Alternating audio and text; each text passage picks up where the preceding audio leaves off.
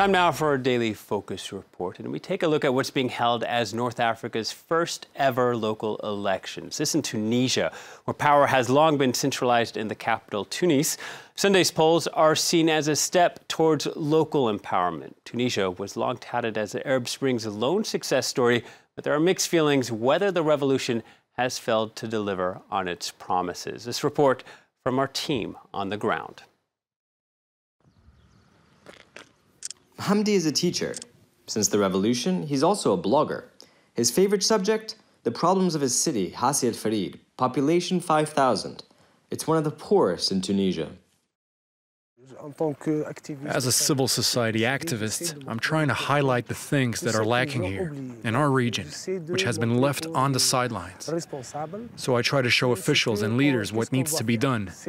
I try to tell them what are the problems that need to be resolved as soon as possible. For instance, the garbage problem. It's being thrown and discarded everywhere. And here, we're in front of a lamppost with no lamp, which means during the night, this street is very dark. We don't have municipal lighting here. Public lighting without lamps, no garbage collection, and a wastewater recovery truck that is broken down. The problem is it's all worn out. Even when the engine starts, it runs for a bit and then stops all of a sudden. And it's like that all the time. Before 2015, HASSI al-FERID was attached to Qasreen, a city emblematic of the revolution and a region often referred to as the least developed in the country. It's difficult to imagine how it can change trajectory. Now that HASSI al-FERID is its own separate municipality, some inhabitants are expecting a lot from these elections. Me, I'm going to vote, my wife is going to vote, and I'm encouraging everyone I know to go and vote and have their say. This is the only solution, because after these elections, the new municipality is going to build new infrastructure, places where families can finally go out and have fun.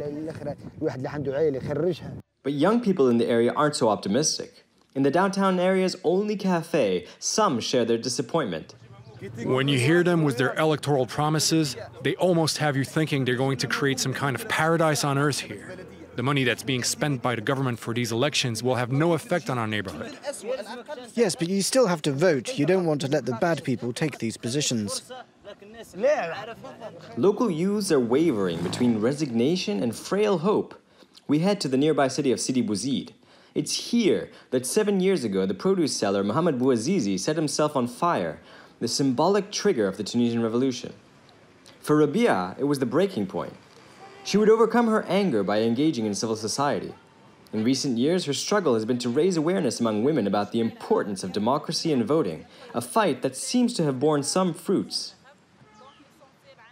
I've had to ooze politicians and their TV appearances. But believe me, I'm still going to be the first to go and vote. Today, RABIAA is a candidate on a leftist electoral list.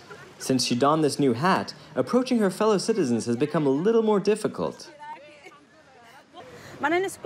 People no longer have confidence in politics. Raising awareness among women in the streets was easier when I worked as part of the civil society. But now that I'm campaigning for a party, it's just not the same anymore. It's not easy to reconcile civic engagement and politics, but other young people hope to reconcile them one day.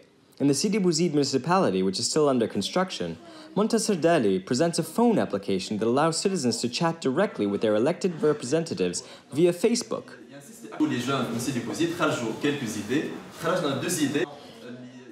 The platform functions like an online messaging service, managed by an administrator who compiles citizens' grievances. All Tunisians have problems in communicating with their officials. Our app aims to overcome that.